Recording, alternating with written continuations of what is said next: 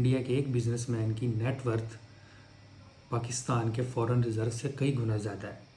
یہ جو امبانیز کی شادی ہو رہی ہے، یہ جو شورغل مچا ہوا ہے، وہاں پوری دنیا کٹی ہوئی ہے. ان کی نیٹ ورتھ پاکستان کے فورن ریزرو سے 25 کروڑ ملک کے لوگوں کے ملک سے کئی گنا زیادہ ان کی نیٹ ورتھ ہے صرف ایک ملک کے ایک بزنس مین کی.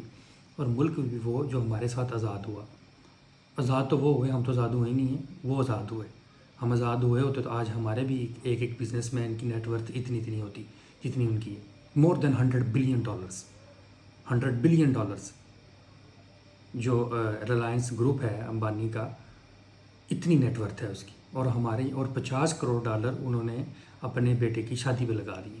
اور ہم یہاں پہ 10 20 کروڑ کی قسطوں کے پیچھے اور یہ بھیک کے پیچھے اور قرضوں کے پیچھے ہمارا پرائم منسٹر جو ہے وہ رلتا پھرتا ہے لوگ ملکوں میں اور بھیک مانگتا پھرتا ہے. اور وہ اس سے کئی گنا زیادہ اپنی شادیوں پہ لگا رہے ہیں. وہ بزنس کر رہے ہیں، وہ بھی کوئی اڑا نہیں رہے ہیں. عقل مند ہے وہ، انہوں نے عقل مندی سے اپنے ملک چلائے ہیں. وہاں پہ جو ڈیموکریسی ہے وہ چلی ہے، ڈیموکریسی مضبوط ہوئی ہے تو ملک ان کے مضبوط ہو رہے ہیں.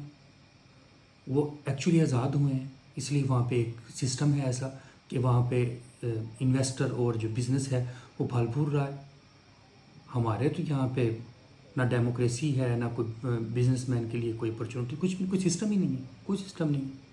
اپنی اناؤں کی اور اپنی بس جنگ ہے، اپنی ذاتی پاور کی، اور پتہ نہیں کس باتوں کی جنگیں یہاں پہ چھڑی اور 25 کروڑ کی عوام ذلیل ہو رہی. میں بات کر رہا تھا کہ انہوں نے $50 کروڑ جو لگائے ہیں، انہوں نے پوری دنیا کے جو بڑے بڑے بزنس مین، آئی ٹی کے سب سے بڑے جو دنیا میں چہرے ہیں، وہ انہوں نے سب کو بلایا. اور وہ ایسے ہی آئے ہیں. وہ اتنے جو ہے نا وہ فارغ نہیں بیٹھے ہوئے کہ جناب شادیوں پہ جاتے رہیں اور 10 دن وہاں پہ بیٹھے ہیں. وہ بزنس کرنے آئے ہیں. شادی تو صرف ایک بہانہ ہے، وہ بزنس کر رہے ہیں. بلینز آف ڈالرز کے کانٹریکٹس، اس $50 کروڑ میں بلینز آف ڈالرز کے کانٹریکٹ سائن ہوئے ہیں انڈیا کے اندر. اور ہم دیکھ رہے ہیں بس ان کو. کتنے دکھ کی بات ہے کہ ان کی اچھی بات ہے وہ ترقی کر رہے ہیں، لیکن ہم نہیں کر رہے. افسوس کی بات یہ ہے مور دین $300 بلین کی آئی ٹی انڈسٹری ہے انڈیا کی. اور ہم بڑی مشکل سے یہ ہمارے جو آئی ٹی منسٹر تھے پچھلے، وہ بلاکڈ وی پی این لگا کے تو ٹویٹر سے ٹویٹ کر رہے تھے اور اپنی کارنامے بتا رہے تھے. اس انڈسٹری کے کارنامے جو بڑی مشکل سے $3 بلین پہ بھی نہیں پہنچ رہی ہے. وہ $300 بلین پہ پھر، اور ہم 3 بلین کو بھی نہیں ٹچ کر رہے. کیونکہ ہمارے وہ بیلٹ پیپرس اور وہ فارم 45 اور 7 پہ وہ آپ کو فرصت ملے ان کے وہاں پہ ریگنگ کرنے سے، تو پھر کچھ ہونا ہے اس ملک میں. اچھا، میں یہ بات سوچ کے حیران ہوتا ہوں کہ یہ جو 25 کروڑ لوگوں نے جن کو یہ لوگ ووٹ دیتے ہیں، یہ جو اوپر بیٹھے ہوئے چند 2-2.5 ہزار لوگ ہیں، وہ سمجھتے ہیں کہ یہ 25 کروڑ بیوقوف ہیں، یہ جاہل ہیں. ان کو نہیں پتہ کہ انہوں نے کس کو ووٹ دیا. بڑے افسوس کی بات ہے یہ. یعنی کہ آپ ان کے چیزوں کو اتنے بونڈے، اور ایکچولی جاہل آپ ہیں. آپ اتنے زیادہ جاہل ہیں کہ آپ کو اتنا بھی نہیں پتہ چلتا کہ وہ اس کو وہاں پہ مینیپولیشن کرنی ہے فارم 45 پہ، تو وہ کیسے کرنی.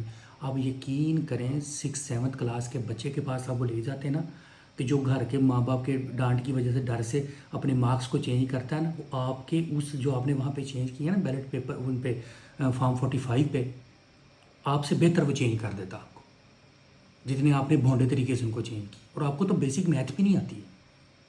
آپ اتنے جاہل ہیں. میں تو حیران ہوں کہ یار آپ لوگ وہاں پہ پہنچے کیسے ہیں ان سیٹس پہ، اور وہاں بیٹھے کیسے ہوئے ہیں کہ آپ کو بیسک میتھ بھی نہیں آتی ہے یار. آپ کو جمع مائنس ہی کرنا نہیں آتا ہے. تو اس ملک کا یہی حال ہونا جو ہوا ہے، کیونکہ آپ کے ہاتھ میں آپ اتنے جاہل ہیں کہ آپ کو میتھ جمع مائنس نہیں کرنی آتی، تو آپ نے معیشت کیا چلانی اور ملک کیا چلانا. آپ کوئی نظام چلنے نہیں دیتے اس ملک میں، کوئی پرائم منسٹر چلنے نہیں دیتے. عوام کی اگر عوام کسی کو ووٹ دیتی ہے آپ اس کو آنے نہیں دیتے. آپ کس چیز کا انتظار کر رہے ہیں؟ کسی بڑے سانحے کا انتظار کر رہے ہیں. اللہ تعالیٰ بچائے اس ملک کو کسی بھی سانحے سے. کس چیز کی مجھے سمجھ نہیں آتی. یہ نئی یوتھ ہے، نئے لوگ ہیں. آپ کو اہل عقل لوگ سمجھا کے تھک گئے ہیں کہ یہ نیا زمانہ ہے، نئی یوتھ ہے، یہ آپ سے ایسے نہیں ٹیکل ہوں گے. ان کو سمجھیں، ان کی نرو کو سمجھیں. یہ ترقی چاہتے ہیں، یہ رول آف لا چاہتے ہیں، یہ اپنے لیے روزگار کے مواقع چاہتے ہیں، یہ اسٹیبلٹی چاہتے ہیں اس ملک میں. اسٹیبلٹی کے بغیر پولیٹیکل اسٹیبلٹی کے بغیر جو ہے اکنامک اسٹیبلٹی آ نہیں سکتی ہے. کون بیوقوف ہوگا جہاں پہ 1 ارب 2 ارب یا 4 ارب 10 ارب 20 ارب جس کے پاس ہے اس سے زیادہ پیسے وہ کیا انویسٹمنٹ کرے جہاں پہ پتہ نہیں ہے ملک کیا ہو رہا ہے کیا نہیں ہو رہا. ہم تو ڈیفالٹ پہ کھڑے ہوئے ہیں.